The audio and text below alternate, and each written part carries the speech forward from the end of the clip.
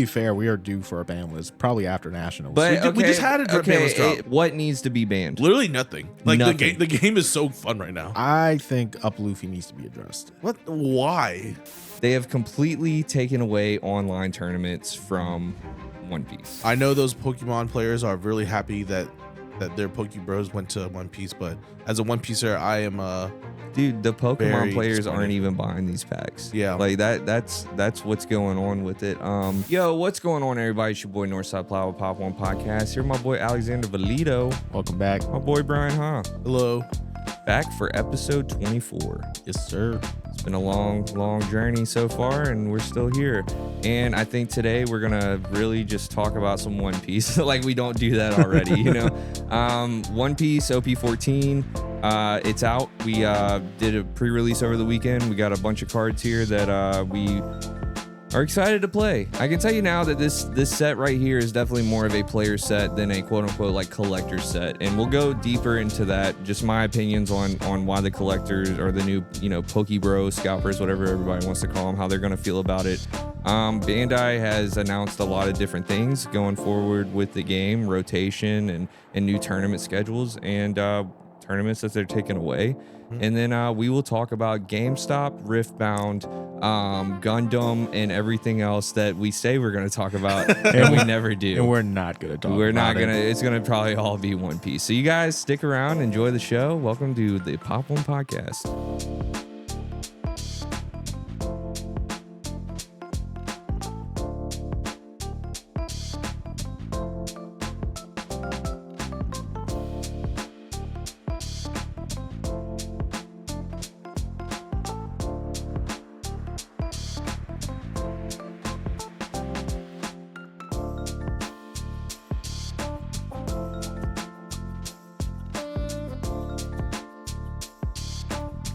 All right, gentlemen, we have just completed our weekend of the OP14 pre-release. Well, me and Brian did. You couldn't attend. Yeah, work's been real crazy. And then, you know, life in general has been real crazy as of late. Yeah. At least I'm not like I was last week where I was hungover. Yeah. I was, mean, look, me and after Josh's wedding, me and Brian we're kind of. I don't think y'all got so. Just some context. The only thing I remember after like dancing at the wedding, I woke up behind a bank at midnight with no shirt, and an Uber driver pulled up to pick me up. I don't remember how I got home. It was an insane night. It was a lot of fun, but You still got up and came and recorded, though. yeah, that should tell you how dedicated I am to this. Yeah, that's good, man. Yeah, but you didn't talk at all. Yeah, but we should have. If it would have been 3 hours later, I think I would have been fine because I did everything right. Like I slept, I took my BC powder, I drank a Gatorade, but none of it mattered. I was hungover. It wasn't happening. Well, Just get better. that's how it goes, man. I Yeah. guess, you know, Yeah. you have a long night. We've all been there. That's just what it is. But glad to have you. You were here, but glad to have you back. And yeah, man. So you didn't get to participate this weekend in the OP14 pre-release, but me and Brian did. We went to BGP Board Game Peddlers over in Biloxi, and we went to Panda's Paradise over in Gulfport. Yeah. We had some friends that went to Nerd's Nest. Yes, Nerds Nest had their pre-release. Michael Murphy won. Shout out. Yeah, shout out to Michael. Got the winner girl, and that's Nerd's Nest in Picayune, by the way. And then we had a few that were in Hattiesburg, and I'm wanting to say just all over the place. There was a lot of content out. It seemed like it was like a very, you know, usually pre-releases are like I feel like they're all spread out. You know what I mean? Like there's just like a week of different pre-releases going on. It seemed like this weekend, like it was like all around the country. It was I know loaded. there's some in Louisiana that are happening this upcoming week. Like I know there's one on Thursday. Yeah, there was one at Friday. Some shops had multiple. Yeah, there was one at Friday at Pandemonium Gaming that I was considering going to, but it's Friday afternoon after I got off of work. Didn't really feel like driving an hour into New Orleans. Yeah. I just felt like that was going to really hurt. Like I was going to be too tired. Well, we were able to get boxes that day too anyway. Exactly. So we were good. So we got some boxes. We had a shop down here that was doing like a limit 2 per person at retail. So that's great. And there were some dudes there that didn't want theirs. So I picked up 2 from them. And so I was able to get 4 boxes plus the 2 pre-releases I played in. So that's 12 extra packs. And, you know, I'll say that this set is great for players. This is going to be a great meta-define or meta-changing set that is going to honestly really spice up the competitive scene. I think this is a really great set to follow up from our anniversary set, because considering the last couple of follow-ups to the anniversary sets, they have not been like the greatest. Yeah. Like OP06 was like very just underwhelming. Mm-hmm. And then OP10 was super underwhelming. Yeah. And then but this one seems like really good. Like this one like it's kind of crazy that we had back-to-back meta-defining leaders in this like formats in this game.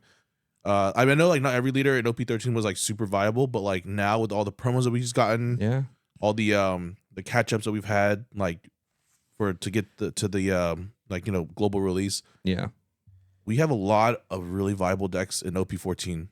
Like I mean, and not only that, I mean the amount of support that comes with this set too. Yeah, from and then, for other leaders. Yeah, you know? and then on top of that, it had half of EBO4 in it too. That too. So also a really cool set to get into. Which, you know, brings up that we are in like our own format right now. Yeah, this is a spicy new format for us. Yeah, and this is a format the East didn't even get. Yeah, so we are in another. I'm not going to call this one a fake format, like I would, like for example, like PR, like the in between of like EB those. And PRB. I call those like the PRBs and the EBs. I call them like fake formats, but also like after Banlist formats. Yeah. You know what I mean? Like after the Sakazuki ban, you know, me and Brian Ty went to Mesquite, Texas, and it was like it was the day after or the day of Sakazuki getting banned.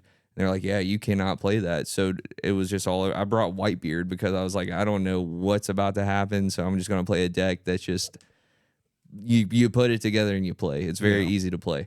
And I actually did decent that day. I'm not going to lie. But anyways, this set right here. So I was talking to or not talking to somebody, but I was just like in a forum or whatever, talking to some people. And we were talking about how pissed off, honestly, the scalper Pokebros are kind of going to kind of be with this set, because it's not like OP13. You know, OP13 was cracked, and that was the set that a lot of these scalpers got into, and that's why, you know, you're not seeing OP13 anywhere. You know, it's a great set. Don't get me wrong. It's a great collector set, a great player set, you know what I mean? But it was just like right in the middle with the player stuff. But as far as collectability, it's really highly collectible. Yeah, it's a really good set, and you have the opportunities to pull, you know, god packs, special mangas, special SPs. Like it's a really good set, and this one not so much. Like, you know, you got the Mihawk and you got some SPs, and that's about it. You know, these are my favorite. You know? These are my favorite SPs though. Like, they are. I love this style of SP. I'm glad they went back to it, especially having the last two sets having like those. Like not weird SPs, but like those, like, you know, those bright, like like almost chromatic, I guess, SPs that like I'm not super big fan of. The ones in 13 were really cool because it had like a printed color version of the character on top of the background. I like those. Yeah, I like that a lot. Yeah. And like and then OP 12 had half of that where it was just the chromatic part, and I was like, this sucks because like the one I wanted was Lim, and I got a playset of her, but like that was like by far the worst SPs. Yeah. And the one, what was it, like Zoro was one of them. Zoro, Joros, Kuzan, Yasop. It's like when I saw them get leaked, I liked them a lot. And then like in person, they were kind of like a little flat. I remember that was my only hit out of all the illustration boxes. It was the SP Tashigi. Yeah. And I'm looking at it, I'm just like, this does not look good. Speaking of illustration boxes, you know, January 16th, we got the illustration volume 5 and 6. We won't see them. Yeah, we'll try. I'll hunt. We're gonna try. I mean, brother, I've been hunting for One Piece literally for the since before Black Friday, dude. Like I've been trying. I know it's that bad down here. It is. And you wouldn't think that down here as a smaller-ish city with like a very niche, like, you know, niche interest. You know, like there's not that many One Piece players, but I guess there's just more scalpers in the world than there are One Piece players. I mean, look, man, we've had like a big Pokemon card scalping group down here for a while. Yeah. And they all just moved to One Piece. I mean, look, man, I ran into a restock the other day. Sometime last week, because I was looking, because, you know, sometimes those items will come out early. Yeah. You know what I mean? Like sometimes you'll run into an illustration box a week before it comes out. Sometimes you'll run into a whole set a week before it comes out, you know? And that's just what I was looking for. Ran into a restock, dude. I'm talking about Phantasmal Flames ETBs just sitting there, like 20 of them. Whole huge rows of blister packs of Pokemon just sitting there. But the One Piece like container that holds the blisters was like ripped in half. Yeah. Like it was like the Tasmanian devil showed up and like took all the One Piece and like dipped. I know those Pokemon players are really happy that their Pokebros went to One Piece, but as a One Piecer, I am dude, the Pokemon players aren't even buying these packs. Yeah, like that's what's going on with it. Yeah, that's crazy. That like because like when we were playing One Piece, we would buy them out too. Like you wouldn't find Pokemon or One Piece because we were already buying them out. But now, like with the Scalper situation, if they're all just buying all the One Piece already, then we're just still SOL. Yeah, because I'm not like, look, I will buy Pokemon, you know. Yeah, I buy Pokemon every now and then. But like Phantasmal Flames already have all the cards I want. Yeah. Destined Rivals already have all the cards I want. Like all these sets that are out right now already have all the cards I want. And it's just like I'll buy a couple ETBs. Yeah, you know, to open with the family and whatever, you know, that it's fun. But like right now, I really just want One Piece because I'm actually playing. Like I'm missing, like even though I got 4 boxes, like I'm missing 2 cards for my deck. Yeah. And what's gonna suck is I'm gonna have to buy it secondary because, like I was telling people last night, you're not going to see this again unless you're literally like camping out of Walmarts and stuff like that. Like, I don't care. You know, a lot of people in the comments might actually say something about this, but if you're not locked in on trying to line up or like catch these restocks or do stuff like that, you're not going to see this set. Yeah. It's not going to be available to you. And that's the very, very harsh truth to what's going to happen to the game we love. Yeah, this is crazy because this is the first set I'm looking to build a Mihawk deck where I was able to get some of it, not all of it, but I am pretty much being forced right now to go on TCG Player, order some Shanks, some Peronas, and the Mihawks. Yeah. I've never had to do that. That sucks for you, man. I know, right? Yeah. I've had to, I normally travel to all these different shops around Louisiana, Mississippi, and I'm able to get my stuff usually the first 2 nights. Well, you're the example of the person that couldn't go to a pre-release. Yeah. You know, I have friends, like, they're wanting to get into One Piece and stuff and play the game and stuff. And, you know, I was like, oh, well, you guys, this is a perfect opportunity. Look in your area for pre-releases. Yeah. Dude, they were like, and they're in Cali, you know what I mean? So they were going, I was telling them how to do the TCG Plus app, you know, look in your area, blah, blah, blah. The wait lists were like hitting the triple digits. Yeah. Like, you know what I mean? Like, it was like that bad. Yeah. Kenny sent me a picture of his pre-release in Houston. It was jam-packed to the wall, like window to window. Well, see, I saw Pandas, and you know we're small market Mississippi. It had what 30-something people on the registration. How many people showed up? To be honest, like, so you guys know I got like an image down here, and I had a lot of people these past 2 weeks telling me or asking me, "Hey, is y'all shop getting One Piece?" And these are dudes that don't play. Yeah, like, you know what I mean. Like, and I'm just like, no, we're not. No. Are y'all having pre-release? No, we're not. You're not. Like, and it's just like the type of people, like, I'm going to avoid having those type of people come to our area and ruin it. Yeah. We were on TikTok live for some of the pre-release, and all the comments were like, it was nothing but Pokebros. Yeah. It was nothing but scalpers. Like, you know, like, people, I guess, caught wind that this was a thing because the players aren't telling these scalpers about this stuff. You know what I mean? Obviously, there are some scalpers in the playing community, and they're like, "Ah, bro, if you want to get some One Piece, go sign up for this pre-release. You get 6 packs, and you can just leave after you get the packs or whatever." You know, which technically you can. Like, you're not bound by contract to sit there and play the card game. You know, and that's what was going on a lot. And you see, weekend. I felt guilty because Nerd's Nest, I was able to swing by before work. I didn't have time to play in the pre-release, but I am a player. They know me. I'm friends with the shop owner, so I was able to get my 6 packs and go. See, that's different. Exactly. That's different. But you got yeah. everyone and their mother doing the same thing because you got the girl promo. And how much was that promo going for? The sealed pack's like $10. Yeah, they're going for like $10 now, but they will go up. They're gonna go up. It's just the fact that this is the only place in the world you can get this card. Yeah, they will reprint it in like a PRB thing or something one day. Oh, 100%. This is a PRB printable card. Yeah, same with Roger. Roger's gonna be reprinted one day. Like, but right now, I mean, even the promo packs. These are all promo packs, by the way. Yeah, they're all being sold for ridiculous money. And any interesting stories from the pre-release? I got one. You got any, Brian? I built a Croc deck Yeah. day 0. Helped my friend Michael. Deck's Armstrong. terrible, by the way. It's not that bad. I mean, when First Brian plays it, it's gonna be bad. Let's just be real. the reason why I'm interested in the Black Croc deck was because I actually caught wind that the guy that got second place in Japan, he's playing Black Croc as his main for OP14, and he's been playing it. I think he has it mastered down, and a lot of people are taking note of that. And he's been telling people in his area in the East that, like, Black Croc is probably the meta. Like, has one bad matchup, has very winnable matchup against everybody else, So I was like, you know what? I'll give it a shot. And he doesn't tell me this information when I sold him all the cards. I was like, oh man, Croc's gonna be ass. I'm just gonna sell him. He's like, yeah, I'll hold on. you. No, I'm just kidding. I really. I'm messing with you. Okay, dude. I really No. like. He's being so for real. Why would you not tell us this information? I hit him up and said if he wanted it because I was about to like get rid of it because I am building Boa Hancock. And What's crazy though, out of all these different pre-release I'm talking to people with, even New Orleans, not a single Mihawk out leader was pulled.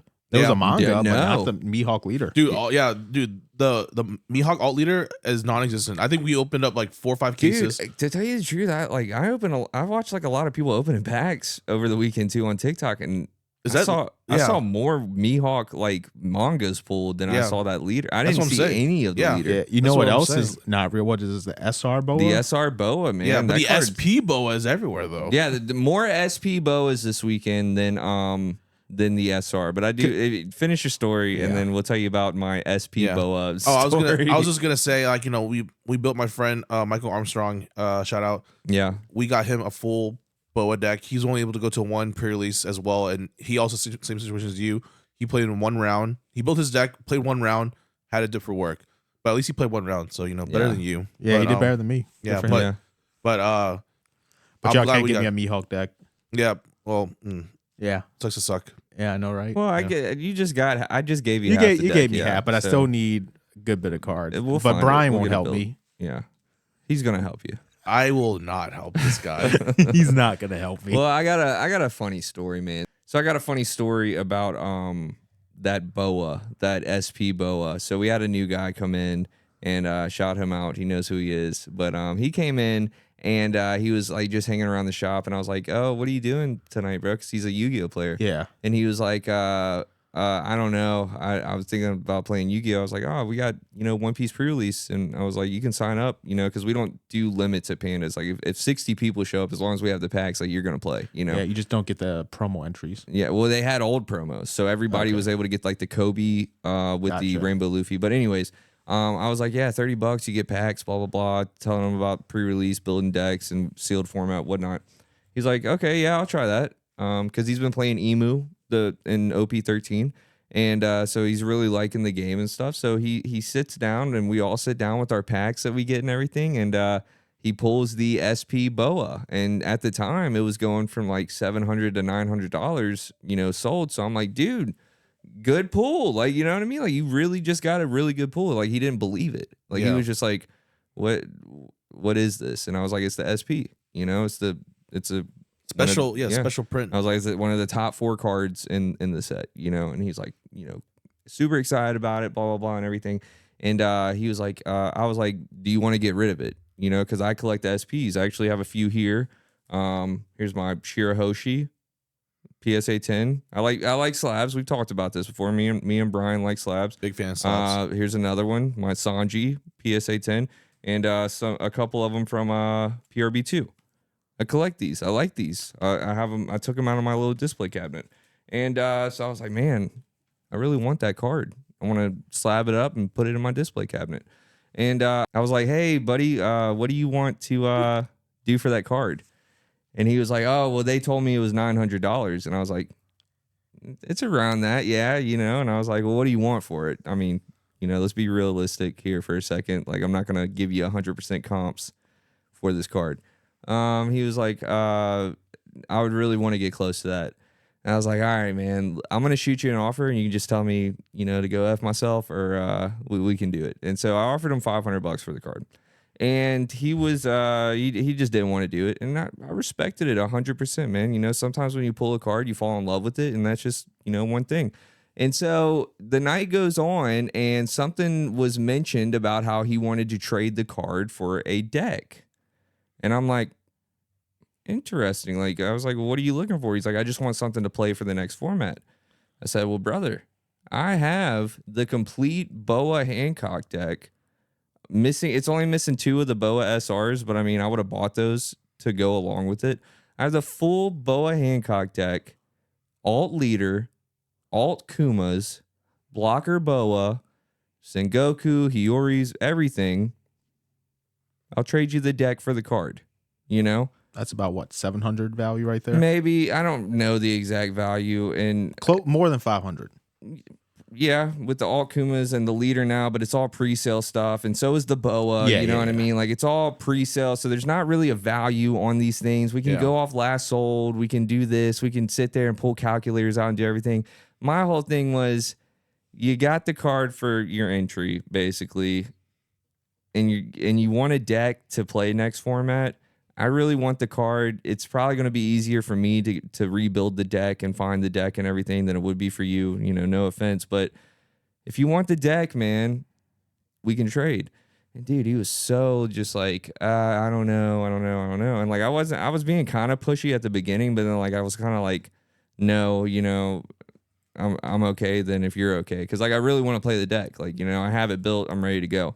So, the night goes on and he was just like, you know, still like iffy about it and everything. So we didn't end up doing the deal. But I do want to ask you guys, I mean, what would y'all have done? And he also got offered an alted Blackbeard deck, not maxed out, but it was very almost close, there. Yeah, almost there. Manga events, like everything.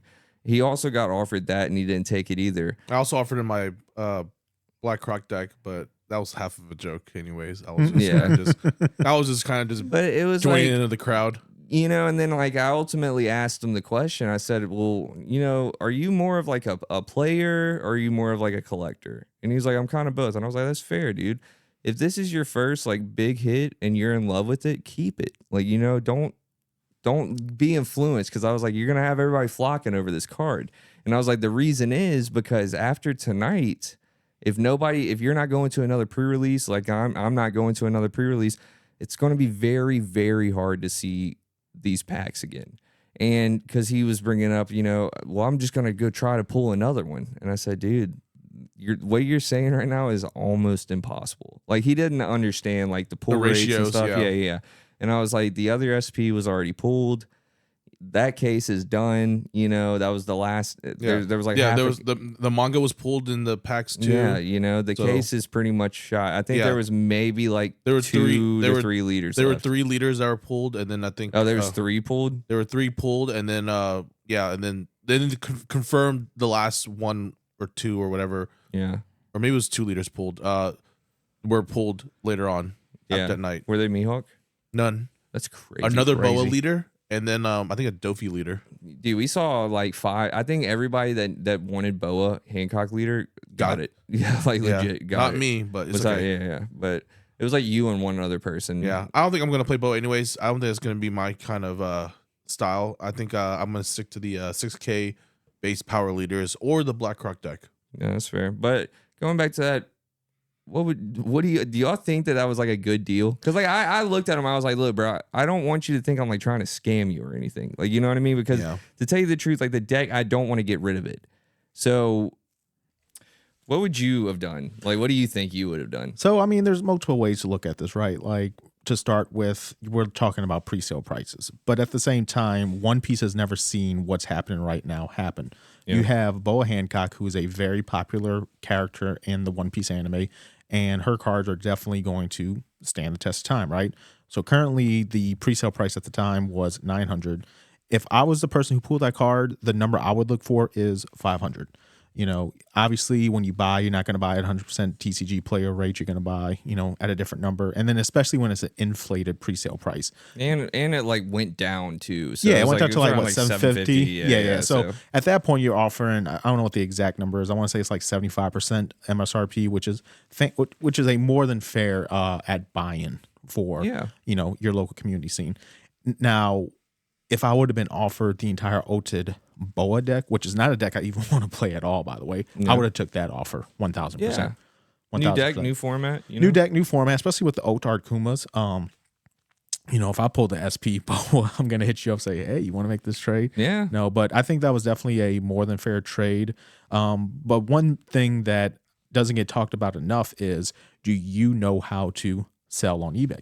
Right? Yeah. Because many times whenever you sell on eBay, TCG player, you can run into these situations where the buyer, especially when they're buying expensive cards like this, they can make claims saying, oh, this card has a little ding at the top, or oh, this card's not near mint, or whatever the case may be, and they want like a partial refund, a full refund, send the card back, and it's like damage. Yeah, or they swap your card out for their damaged card. Our friend Peel went through that. Yeah. He sent the manga Sanji. Yeah.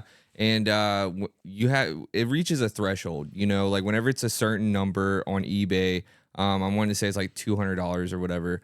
You have to send it through authentication, and you have to physically send it to eBay, and then they'll ship it to the person. Well, when it got to authentication, they hit up Peel and was like, hey man, there's a dent in the card, which there wasn't when he sent it. That's what he says. He was like super locked in saying, dude, that card was spicy mint, best card I've ever had.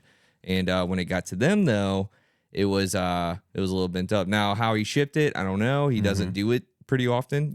There's certain ways to ship cards. There's certain ways to do a lot of things. And a lot of people don't have the knowledge on that. You can watch all the YouTube videos in the world from all these quote unquote experts and everything.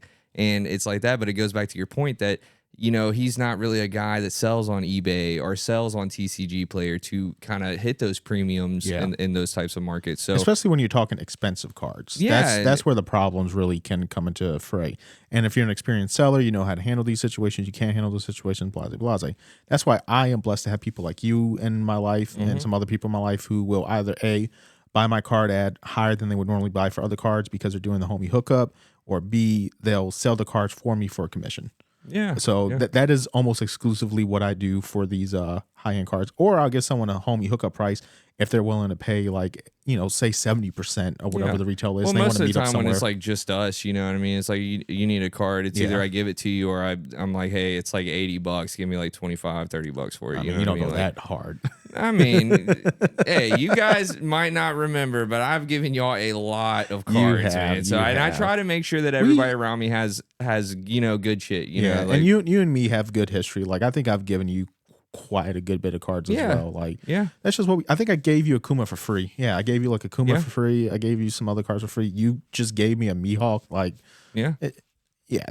that's what you do. But as far as this specific situation goes, you gave him a good offer, a relatively fair offer. But I think it was a good offer on both ends. I just think that he became attached to the card. Yeah, I think this was his first time pulling something of that high value. It was. You come from Yu-Gi-Oh. Well, I don't know in any other card games, but you're not pulling $900 out of a Yu-Gi-Oh. You're just not. And someone just offers you $500, and it's like, well, am I getting screwed? Am I not? I can understand the hesitation.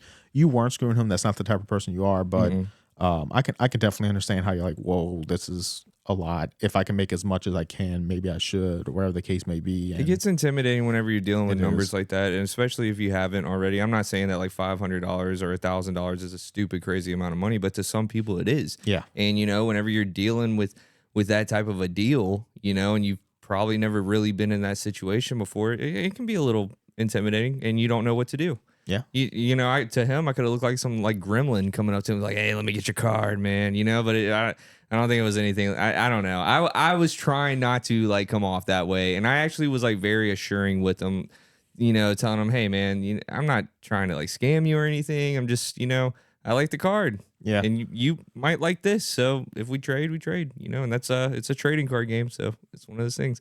But it is what it is. And I have the Boa deck. I'm ready to play. Yeah. So let's get it. We'll take a little break right now. Let our sponsors talk to you guys, and then we'll go into some news with the One Piece card game, some new announcements that came out, and how we feel about the scalping thing, possibly buying out players. Yeah. Okay. All right. Let's get it. Protect your leader in style with ANGKOR GOODS Gaming. Wait. We have a script.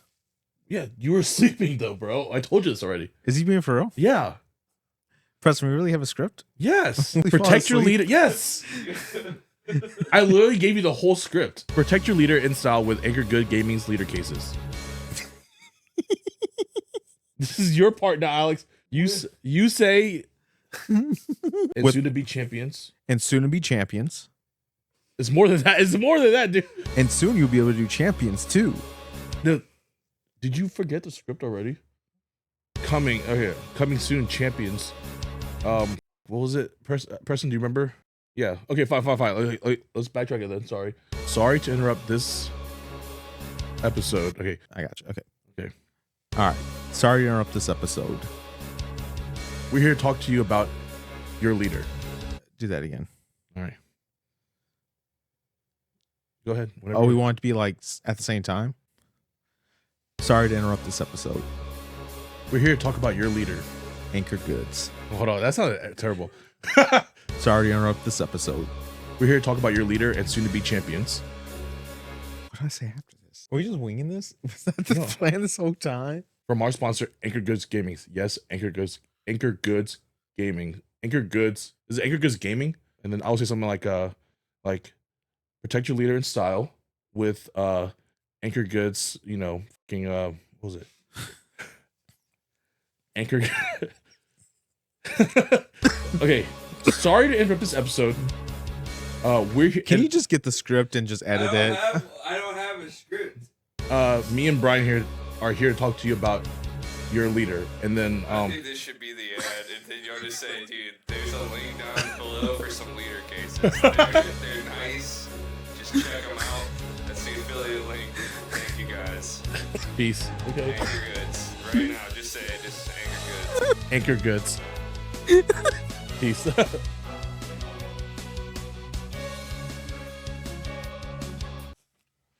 All right, we're back. What a great ad. That is a great look at you over here doing the thing, man. I haven't done that in a long time. Where I was like, what did you think about that ad, Alex? You like that ad? It's good stuff. I don't know which one I'm gonna put in this week. I think I'm just gonna stick with the last one we did. With me and Brian on the couch. Yeah, I think that's just like the ultimate ANGKOR Goods ad. So you guys probably just saw that and it was funny. Yeah. Funny to me, actually hilarious to me. I was on the floor like laughing so hard, man. It was that was all real, by the way. Like that whole ad was like not a scripted ad. Obviously in the ad there's no script, but that was like how YouTube people interact with each other, man. It's actually really funny. But okay, man.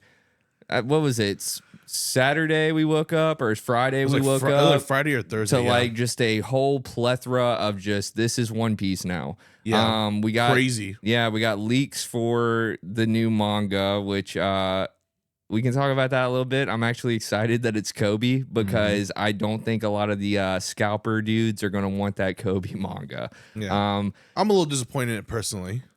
I am too, but this is my whole thing about it. Now, obviously, this set has been like planned out. It was for OP15, right? Is that the manga or is it for EB4? Yeah, EB04. So EB4 got their manga announcement. It was Kobe, and we got a few alt arts. The main one was Borsalino for me, but looks cool. We got a few alt arts and stuff like that. But my whole thing about it is like EB. Now that I know it's an EB, maybe that theory's like out the window. Like, cause the scalper dudes, they're all over the place. OP13, they got like all the pile of like sugar in one set, and then now they're gonna go to these other sets like this one, and then go to this next one and be kind of somewhat disappointed. You know what I mean? But now it's an EB set. Those cards are probably just gonna be crazy expensive anyways. Yeah. But I was thinking it was kind of like around like how Pokemon does. They'll put banger sets out,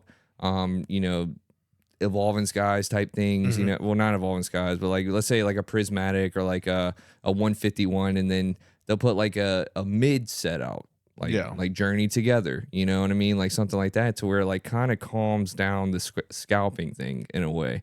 And I was kind of hoping that was a thing, but now that you tell me it's an EB thing, it's just like, oh, they could have put anybody as the manga. They literally could have put anybody. So, okay, it's not the same thing. The scalpers will still be crazy, but I'm hoping maybe OP14 will calm down the scalping thing just a little bit, because like I said, I don't know. I feel like this is just the beginning, unfortunately, because like some of the scalpers that didn't hop on the 13 train immediately, because those prices for OP13 didn't really hit off the bat like immediately. Like I mean, technically we didn't go to pre-release because that was during our New Orleans regionals, but yeah, we didn't. But we hit one No, remember we had Panda move it. Yeah. We had one. Yeah. Maybe two. I don't remember, to be honest. But like, regardless, like, you know, we really didn't have like a true blue pre-release, and like we were still able to get product, and we got our stuff, and then like a month or two later, I was able to get a case. Yeah. Like, you know what I mean? Exactly. Like it was easy to get One Piece. Yeah. If you were a player, you know what I mean? Like it's always been kind of difficult to get One Piece, and then it slowed down like after OP08, OP9 and stuff like that. Yeah. And then we've always kind of been able to get it just because of our relationship with our shops, the relationship that we have with the game. It's just we've always been able to figure out how to get it. Yeah. Now this is a whole different animal. it's just a whole different story. And that goes back to the Boa card. You know, people were like, oh, you know, that card's going to drop down to like 400, 500 or whatever, you know. And I think it might for a little bit just because how many we saw get pulled over the weekend. Plus, you know, there's a lot going to be in rotation on TCG player and stuff like that. But I do think, like, ultimately, like, maybe 2 to 3 weeks into the set, just like OP13, all this stuff's just going to shoot up for no reason. But the scalpers are going to be here, and that's just, it is what it is. And before we get into more announcements, I do want to talk about something that we were talking about was, is One Piece going to get so expensive that it's going to buy the players out, man? Like, do you think players are going to leave this game? Well, I'll say this. So we talked about this in the last segment, right? That this is the first time where I'm probably going to have to buy cards I need off of TCG player. That has never happened. Like, that was my worry coming into One Piece when I got into this in OP11 format and OP12 came out. And everyone assured me, and sure enough, it's like, no, you're going to be able to build the deck day of pre-release. At worst, you might need one card, right? And sure enough, Zoro came out, I bought it day of pre-release. Emu came out, I bought it day of pre-release. Mihawk came out, I don't have the full deck built. Yeah. And you nobody- also didn't go to any pre-releases though. Yeah, but nobody's really wanting to move their cards. Yeah, Like, but that's the thing too. And if they do want to move them, they're like, dude, you know how many people were like, you know, there's an understanding at a card shop that you don't really buy and sell it at pre-sale price. Like, you know what I mean? Like, that's just an understanding. If you go to locals and stuff like that, you understand that you're not there to rip anybody off. Like, it's just, and buying and selling at pre-sale price is a rip off. Like, you know what I mean? Yeah, but when we have all these people in our live talking about how they're going to their local shops and all they see is Pokebro. Yeah. And what they hear about is money and how much money they're going to make just nonstop. That's a concerning sign. Well, you know, that goes back to the shop though. The shop needs to take control. Our shop was not selling boxes to anybody he has not seen play at our tournaments. And he knows all of our players, even the new ones, you know what I mean? If you don't play with us and you're not coming here and putting your time in like we are, you're not getting boxes. Like, this isn't, you know, and I respect that a lot. And it was the same with our other shop too. Like, they both take care of the One Piece community. They have community. We have communities where we will keep that shop in business. We will always buy the product out, and lo and behold, you know, the shop was bought out. Yeah. I'm sure if I would have asked, you know, if I would have messaged y'all, been like, hey, Panda, can I go ahead and pay for a box and you hold it for me? I'm positive he would have said yeah. Yeah. At least one. Yeah, he probably would have. But, you know, I mean, that's here or there. You know, it's one of those things. But that goes to your point. You know, that is up to the shop to take ownership of that. I'm one of my one of my text message groups. They were saying that they went to this shop in Louisiana and they had the confirmation that they were in the tournament. They show up there and they were like, "No, you're not one of our locals. You can't come." And I know this happened to you in the past with Gundam, and you know, it could definitely leave a sour taste in your mouth. But at the same time, can you really blame these shops for doing that?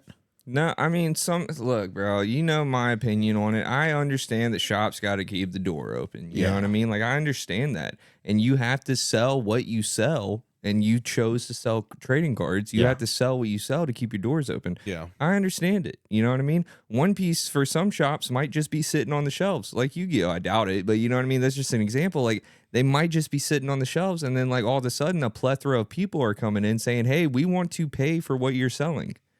You can't really be, you know, mad at the shops for doing that. Now, if they're condoning and they got a guy that's like, hey, man, you got any cases, man? I'll pay you this much for it. Yeah, come to the back. It's like some shady stuff. Yeah, you know, backdoor dealing. Yeah, when you got a whole floor of players that are like there to play, then yeah, if you're going to sell it, I don't know, bro. It's just a weird thing. But I do understand having to pay the bills. But, you know, there is some crowd control that the shops can do. just by understanding their player base, knowing who their player base is, and making sure they're taken care of. And then, after everybody's taken care of, and if you still have product left, do what you want to do with it. Who cares? The question becomes then, will the scalping push players out the game? And I think ultimately, yes, there will be players who are pushed out the game, especially if you're in these bigger markets where you just can't get the cards. Los Angeles, Houston, you were telling us about Kenny and his experience. It was just an insane amount of people. I do think that this one unfortunately pushed players out the game. Yeah. And I do like that Bandai will come with some subpar sets to kind of control it. But really what I think needs to happen is they just need to ramp up production. Well, talking about all that, there's 3 things right now that are leading players to quit the game. You have the scalper situation. It's getting expensive. We all love having the good cards, the shiny cards and everything, but now SRs are kind of hitting that. Secret rares are kind of hitting that. It's getting too expensive. You have the rotation that's coming out in April, which is, it's a mixed feelings about it. Yeah. But Bandai just announced the new extended format and stuff. Yeah. So the cards aren't useless. So I don't think it's as impactful as people think. I've always been for the rotation, I guess. Maybe not. I don't know. I've learned to love it, I guess. But the third thing is they have completely taken away online tournaments from One Piece. Yeah. They announced it whenever we got all these announcements. They said, we're not going to do online tournaments anymore. Blah, blah, blah. And, I think that I'm for that. I wanted, coming back from being a Yu-Gi-Oh player, we were all Yu-Gi-Oh players at one time. And during coronavirus, they introduced to us the remote duels. And what it was, you could play regionals and YCSs from your home. And I did one of them, and it was god awful. Yeah, I remember that. That was when I was your player, not your business partner. I was your player. And I remember I was like, I'm going to win into this because I had the perception that everyone just cheats, right? And I was like, I'm just going to get drunk. So I poured a couple beers. I was getting drunk. I was just having fun. Of course, in the finals, I was undefeated. And the one round I lost was the guy that won.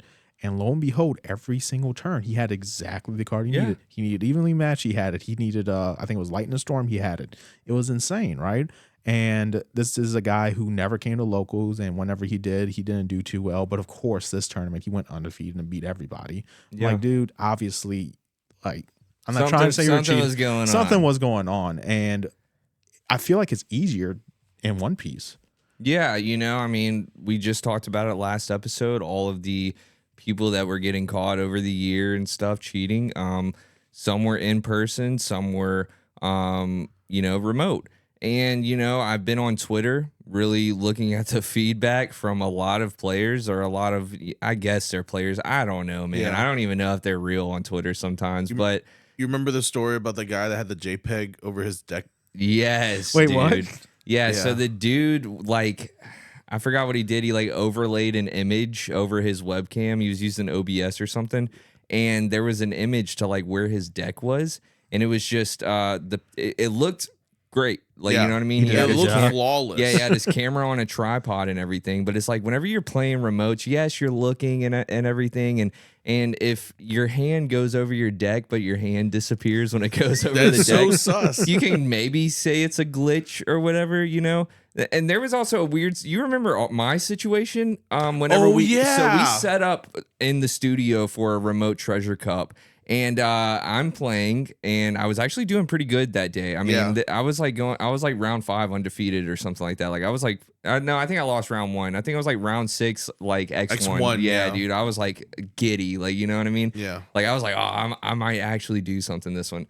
And shout out NL, best deck, but Homeboy's camera just went out. Dude, the whole camera goes out. And his whole computer shut off. And it just white screened on his Discord. And so I called a judge. And I called judge and I'm waiting on the judge to come in. And then all of a sudden the dude pops back in. He's like, hello? And I'm like, oh, hey, what happened? He's like, my whole computer shut off.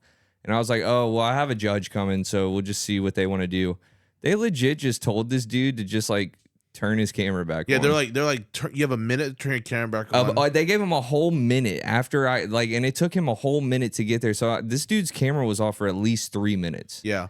But And I mean, in the end though, I didn't like he couldn't get it back up. He was like, I couldn't get it back in time, so they're like, all right, well, that's a game he lost. didn't get it back up, but it was still like the fact that you guys were about to let him just have his camera off for 3 whole minutes while timer's going. Yeah, imagine someone just going to the back of your camera, just like hitting the power button on your thing. Yeah, I could have been like, because Brian was over there playing, I could have been like, hey, dude, just come unplug my shit real quick. Yeah, and then plug it back in real quick. And let me change my whole setup. Let me stack the full. There's all types of situations with these remote tournaments that they're not. They're just not. You can't honor them. Yeah. You know what I mean? And like you can't. Obviously, you want to live in a world where you trust everybody. It's just not the world we live in. So yeah, man, it's just a lot of cheating going on and.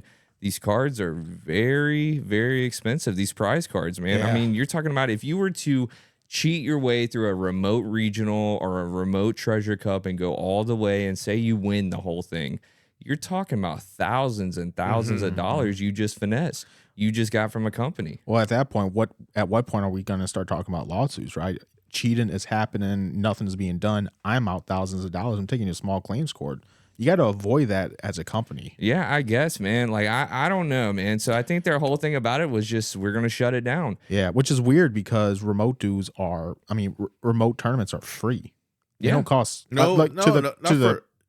Oh yeah, I was like, not for One Piece. You didn't pay entry still. No, I'm not talking about that. I'm talking about for the company hosting the tournaments, right? You don't have to rent a venue. It's literally you're just paying a handful of judges and that's it. Oh yeah, you would think that they would be like the most like into it, like the companies, like Bandai themselves would be like, man, we get to run a whole tournament, get the same amount of money, but we don't have to buy a venue. We don't have to set up tables. All we got to do is pay like not even the same amount of staff that's at the tournament. Like we just got to have the number of judges, which is maybe like 10. You know what I mean? And pay them their stuff, give them their judge packs, and then call it a day. Yeah. So what we spent maybe like $4,000 to $5,000, if that, versus us spending like 10 to 15, for everything. And it's just.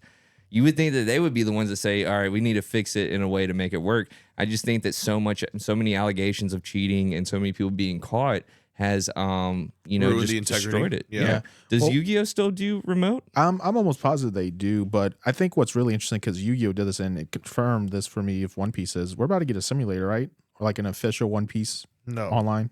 No. That we know of. But what if they did, right? Because instead of doing these remote tournaments, they could just do the online sim tournaments. I just think that One Piece should pick up the sim that is now and like get doing involved. A great job. Yeah, get involved with it or, make their own. I don't want to knock the sim that's out now. I think it's perfect. You know what I mean? There's a few things that I would change, but for the most part, for the most part, it's the best tool to get some reps in, man. I mean, you could essentially play 50 to 60 games a day if you wanted to. Like, but that's what I was doing for a while. At that point, you get into the territory of, are we not producing physical cards anymore? I mean, that's what I've been preaching about Konami. I think Konami's been wanting to stop printing physical media and just go directly to just digital. Which Master Duel is great. It's just like they did it wrong. Yeah, like it's just like best of one.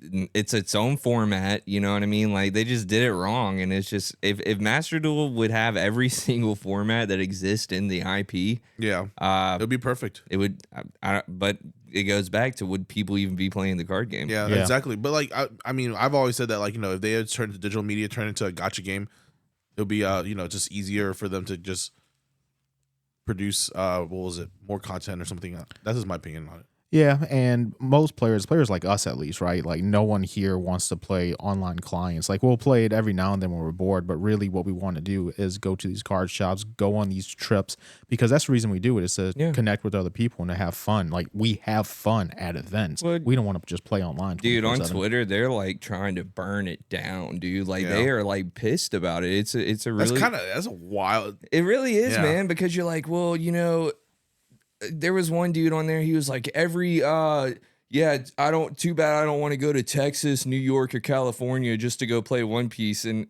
it's just like, bro, you don't have to. You can just go to your LGS and just stay go there. play locals. I mean, dude, sorry, man. Didn't they have like a regional in? No, they have regionals all the time everywhere, man. Like it's not just in those. I guess it's the Bandai Fest, right? Like Bandai Fest has been historically Dallas and Vegas. Anywhere else? Yeah, but I mean, if you can't go to Bandai Fest, don't go to Bandai Fest. Yeah, like you know what I mean. It's just one of those things. If you don't got it, you can't do it. I'm sorry, like, but it's one of those where it's like, you should be catering to me because I can't do this. And it's just like, nah, that's just like how life works. Yeah. Like, sorry. Like, my whole thing about the remote stuff, and a lot of people in our comments might not like this, and it might be a thing. I think it should have been done as soon as the pandemic was done. I don't think that every card game should have picked it up because it was being successful in Pokemon and Yu-Gi-Oh! And it was a cool thing and it was a great idea, but it got exploited and there's no way to fix it. Yeah. I mean, there's just no way to fix it. We have AI now. You know what I mean? We have stuff like that can definitely,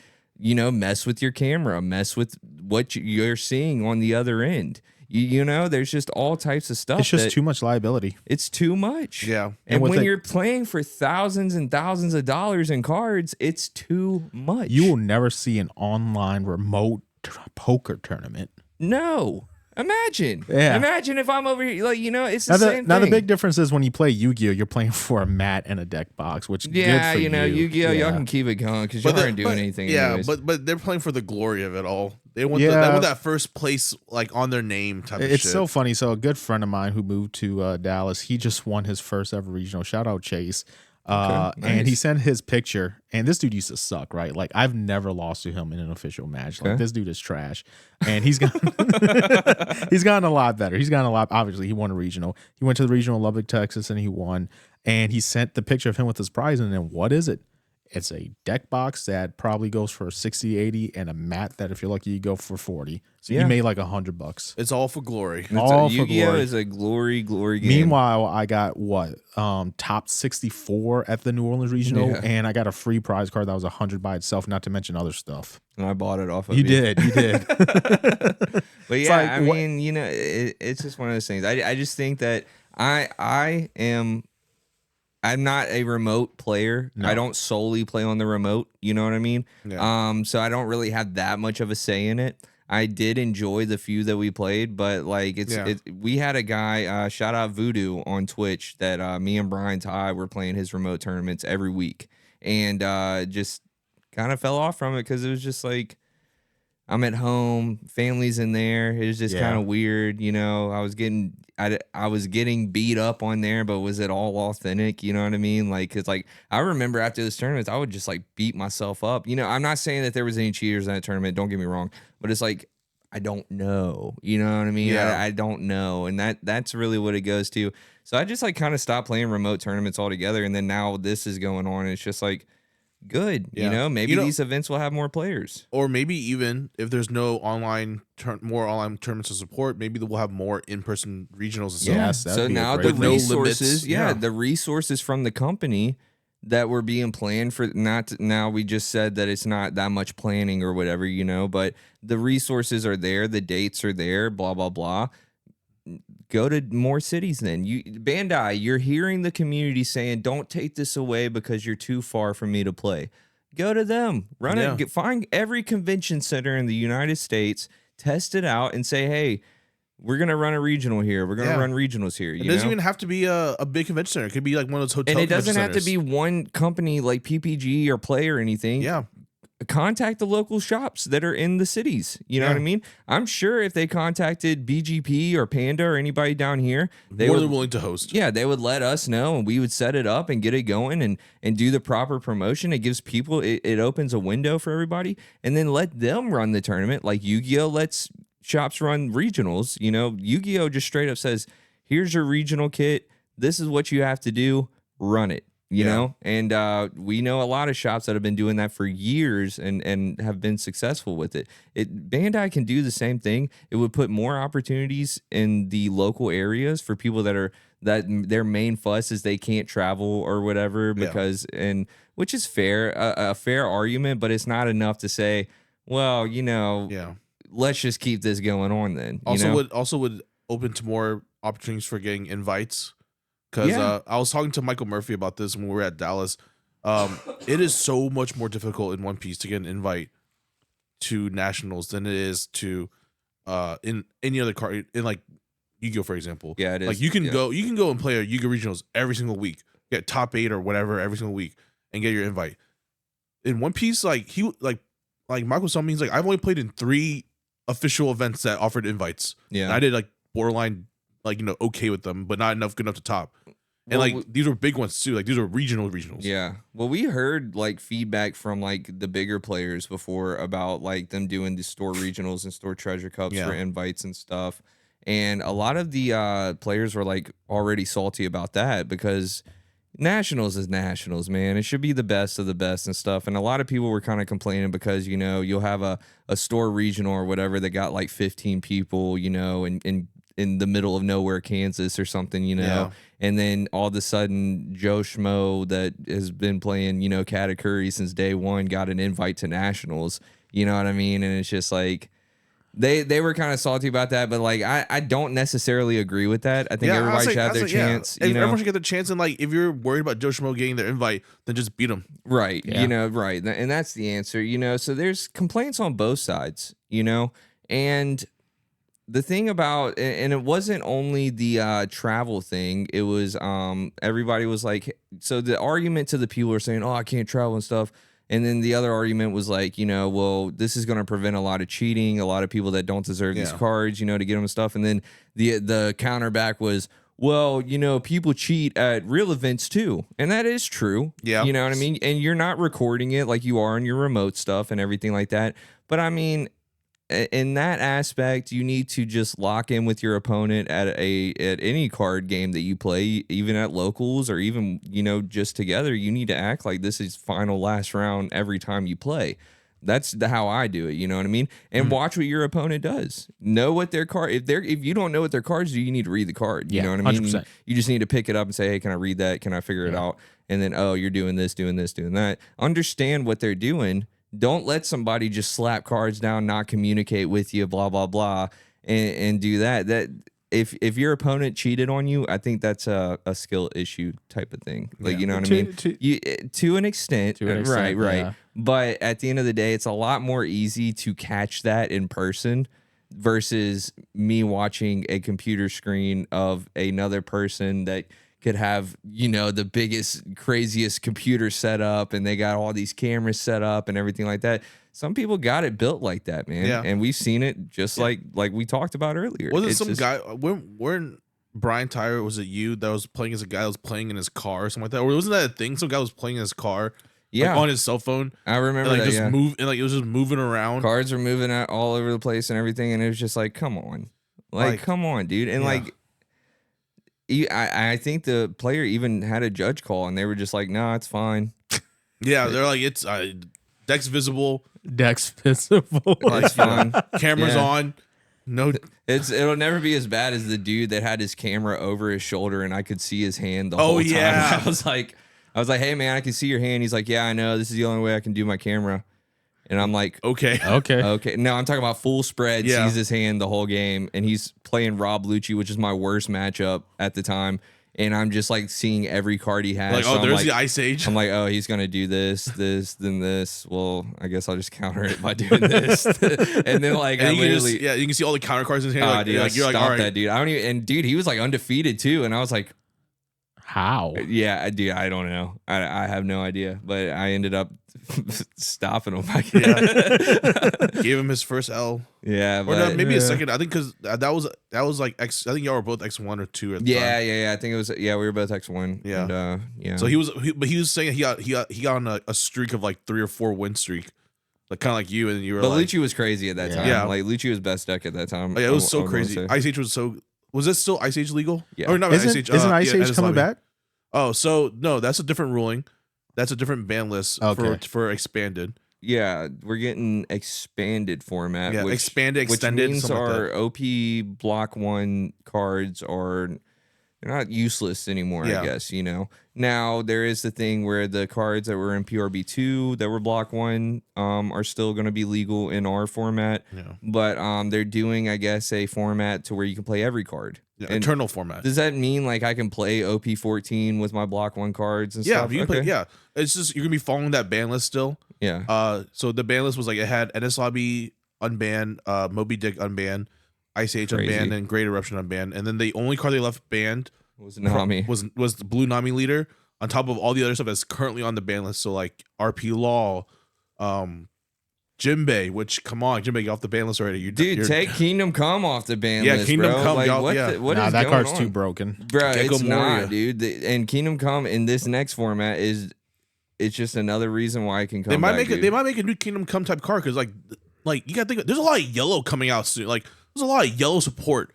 So like there's Egghead Crisis EBO4. We're back. Yeah, there's OP15 is about Sky Island, and they already revealed that the first OP15 Luffy leader, which is a mono yellow leader. Sky Island. Yeah, which is Sky Island. So it stuff. confirms all the Sky Island support. I is mean, yellow. to be fair, we are due for a ban list probably after nationals. But we just had a ban list drop. but we had this discussion at the pre-release. Yeah, What needs to be banned? literally nothing. Like Nothing. the game is so fun right now. I think Up Luffy needs to be addressed. What? Why? Up Luffy just been around for too long.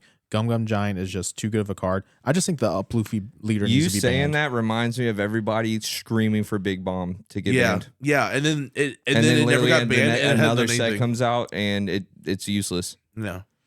I mean, it's just the deck that keeps coming back. I mean, and we need that. You need Yeah, that. you need that. I think that you need that. Now, if anything were to get hit from Up, maybe Pudding. Maybe Pudding. And that's like Yeah, and that's a full round hit for everybody. Yeah, Yeah. maybe Pudding. Pudding is If crazy. there was one card in all of One Piece right now that I said just needs to Be gone. there's nothing that needs to be hit. Yeah. You know, but if they were like, hey, we need to do something, put Pudding on Yeah. there. Yeah. You know what I mean? Like Pudding is the most broken degenerate Um, card I've ever seen in my entire life. It just sways the game way too much. another thing, maybe, and I don't even think it needs it now. And this would be like me thinking last format, like maybe not letting Roger be played in Ace, like you know what I mean. But like pair ban. yeah, like Yeah. they did with Up Luffy and the Big Mom Wait, stuff. what? Roger and Ace. Oh, the 10 drop. Yeah, Yeah, 10 yeah, drop, yeah. You know, I got my mind's on the but 8 this drop. is all just stuff that I can like. If they don't ever do that, I'm not gonna ever think about it Yeah. again. Like I'm not like this isn't. We're not in a black yellow Luffy Gecko Moria situation. Yeah. You know what I mean? We're not in an RP Law situation. We're not in a reject situation. It's like Gameplay wise, this game is very healthy. Yeah, It I was gonna is. say, like, and that's a crazy thing. Like, what other card game can you play right now where you legit has no problem, like not too many problems? You know, There isn't. I Exactly. genuinely don't think there is one. and like like you're the first person that I've even heard the word ban list come out of their mouth in a minute because I'm like, But like, dude, we used to beg for ban list, dude. Like Yeah. we used to be like, "What's on the ban list?" Like I don't think anybody right now. I think they're more worried about the other stuff, the scalper stuff, Yeah. the and that's the thing. I do think that they're taking note of the scalpers and the players because look at Gundam 1, right? Gundam 1 came out. People were just like, dude, I can't get this set to save my life. Same thing with the purple starter deck. And now you see GDO 2. I see shops with that at I retail. just like saw all an over. announcement from them. They're about to hit their year anniversary, yeah, the 1 year anniversary. Crazy. and there's only been 2 sets that dropped. yeah, and then but But they're they're having- structure decks and stuff. They had the Yeah. 1 year anniversary, but like what was it? They're printing out like everything. Like it's like up to GDO 5. It's crazy. It's gonna Oh, be a really? busy. It's gonna be a busy year for me because like I'm buying a lot of One Piece right now. I'm still buying Gundam product, and what was it? Wasn't there a product I wanted to buy? I don't know. It's just like bought a new Spellground. Don't need it though. Don't need a new mat, but just bought a new Spellground. I love it. I love buying. Yeah, TCG Lucy products. got me a new Spellground. Getting a new Spellground is always okay. Yeah, I think hate so. Spellgrounds. Well, you play on rubber still. I do. I love rubber mats. Which is fine. Everybody's got their It's a own texture thing Yeah, for me. That's fine. Just so like gross. Once I started playing on cloth, my first cloth mat was from Dueling Guard, which, you know, yeah. go check out Dueling Guard. You know, you get a link down below, you know. Yeah. And it was good. And then you guys were, we went to Dallas for One Piece Day or for a Bandai Fest or something. Yeah. And I was trying out Brian's deck or your deck or something. And I played on your Spellground. I was like, damn, I kind of need one of these. It's just Dude. like, there's something about them. Like, you know what I mean? Like, Yeah. they feel good. And then Lucy got me a V10, I believe. Yeah, the V10. And I really like that. I like my V8. but a lot of people don't like the V8s. Yeah, I don't like the V8s. I like it, you know. And like Alex said, it's like a texture thing, you know what I mean? But like Devin, he has like an old like his is worth like a couple grand, I think. Yeah. You know what I mean? And like I played on that, and it's like that leathery feel. Yes. And Well, dude, yeah. I have those a V2 Spellground, which was the mat that I was bringing to locals initially, and I was like, I don't want to put my like $100 plus mat. Like it's over $100. It's like a $400 mat at this point. It's a V2. Yeah. And I don't want to put this on the grimy locals tables. Like that actually just like made me like curl up inside. I was like, this is so disgusting. But like, I don't know. Sometimes them local tables do be a little grimy. Yeah, Just a little. yeah.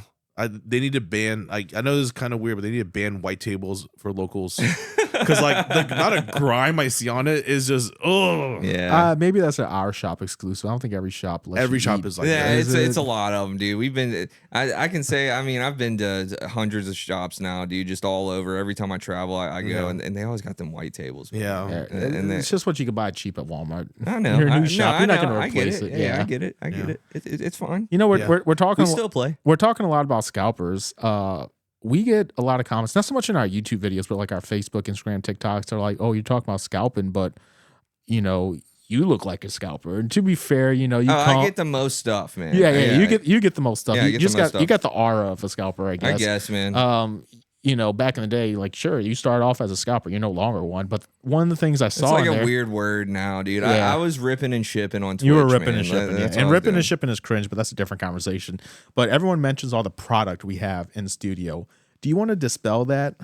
This stuff back here? Yeah, that stuff. Yeah. So all of that is empty.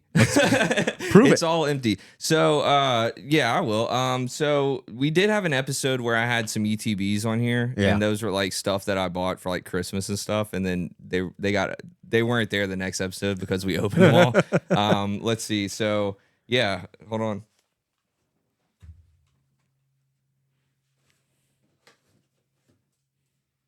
All these booster boxes, they're empty. These are my OG booster boxes. This is my first ever booster box was OP04. I got this on the way to a family reunion, and nothing. They're all empty. Everything there is for display. I do have 2 sealed things. I'll show you the 2 sealed things that I have. I have this devil fruit Woo. because I don't care about OP12. And I think it looks cool. I like Law's Devil Fruit. Law's Devil Fruit. Yeah. I think this looks cool. Put that back. These are all just like displays. You guys have seen these at your LGS. They usually just give them to me after the set comes out, so I use these. And I have one sealed Pokemon item that is just it reminds me of our trip to NAIC. Let me throw all this trash on the ground, empty trash. But I'll show you guys. This is my Paldean Fates Pokemon Center exclusive ETB. It's dusty. It sits on that shelf the whole time. Yeah, so I'm not a scalper. I don't own like any sealed product, probably besides this. Yeah, but the story time about that was our first time as Pop.1. We went to an event, Yeah. and by the grace of God, we were able to get into the Pokemon. You got into this Pokemon Center. We met up with a friend there. Was like, yeah, I got an extra ticket. Yeah. And you're like, you want to go? I was like, nah, Preston does though. So you went and got that, and you To got a lot of other open. stuff. No, I got this to open, Yeah. and then we got in the car, and then I'm like looking at the box, like, man, I haven't opened one of these ever. Like, I wasn't really into Pokemon when this came out, and I like looked closer, and it said Pokemon Center, and I was like, oh, we're not opening this. Yeah. So I'm just gonna keep it, and yeah, I mean, it's been like I've had this sealed for like Almost half a year now, like so. NAIC was like in June. So anyone I watching, think I have more sealed product than you do. Yeah, I Yeah. mean, but like the thing is, like, you're not the devil if you have sealed products. Yeah. Like, you know what I mean? Like, and yes, I have a bunch of stuff here. If you guys saw the whole studio as a whole here, where's my phone at? Look, I'll take a little video and I'll put it on like a B-roll. oh yeah, I'll put it on the podcast. This is the office. This is us recording. I got stuff here. All of those structure decks are empty. Toys, all of those are empty. And it's just like certain things here. It's not like anything crazy. I have UPC boxes like up there.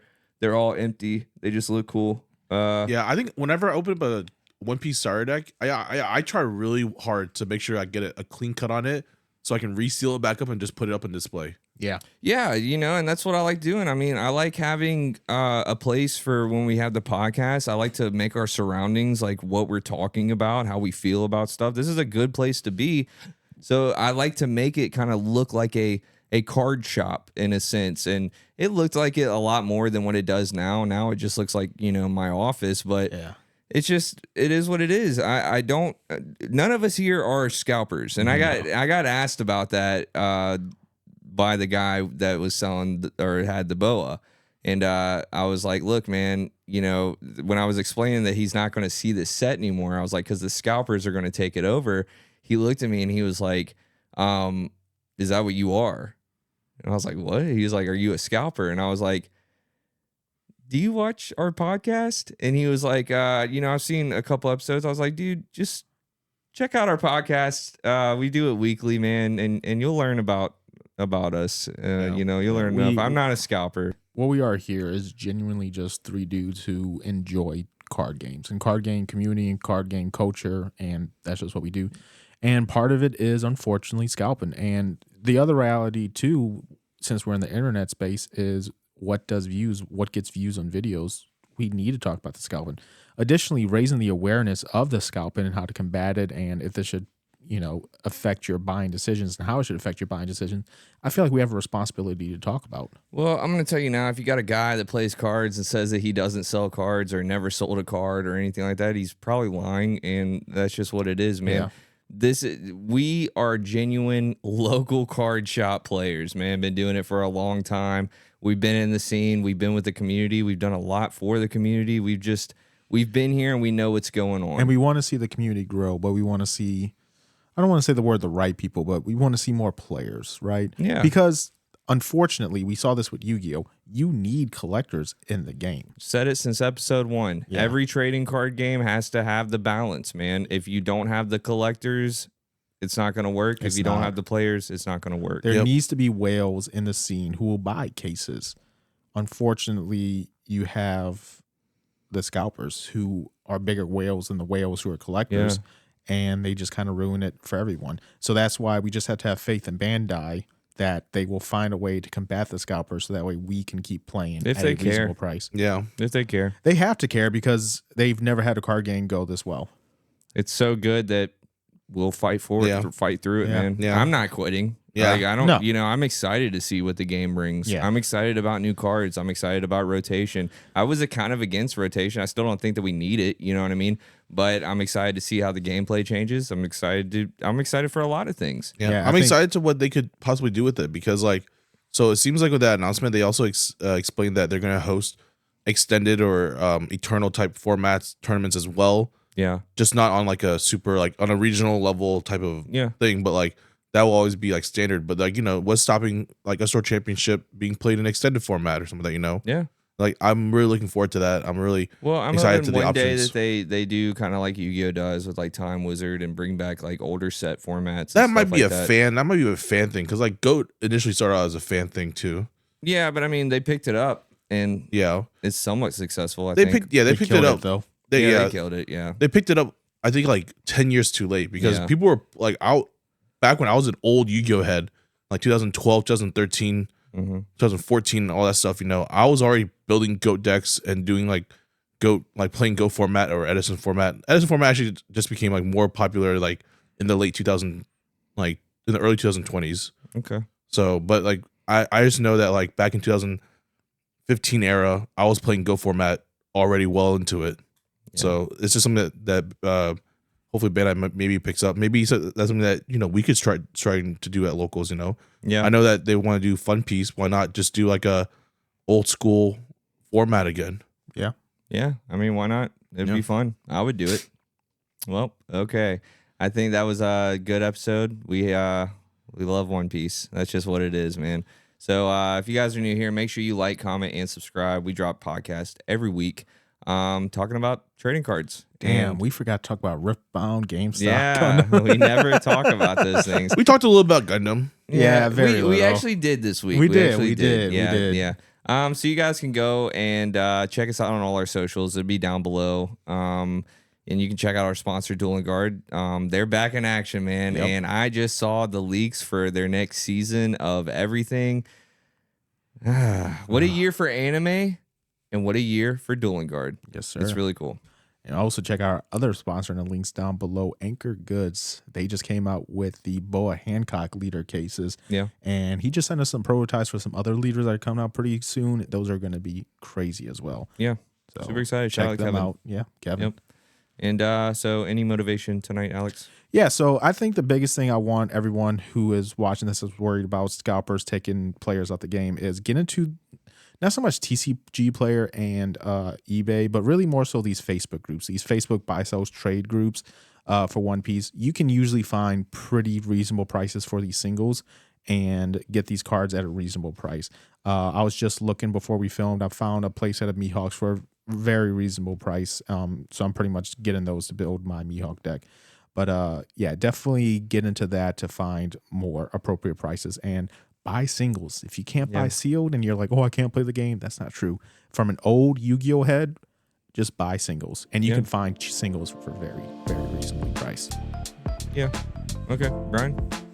Not necessarily motivation, but like, you know, just a FYI, I guess, would be like, you know, even though we have these scalpers coming to the game, like, and like buying us out and like kind of making the point of entry kind of more difficult, doesn't stop the game from being fun. So still keep on playing, like still keep on trying to collect and be vigilant about collecting. If you're a One Piece player that's kind of like feeling some type of way about it, this is your time now to be like, you know, show your true love for the One Piece IP and get into it and stay with it even harder, because like, you know, only people like the fans can keep these scalpers away, to be completely honest. Yeah, and One Piece is going to be bigger than ever this year. You know, there's a lot coming in April. You know, the new anime, the rotation, live action.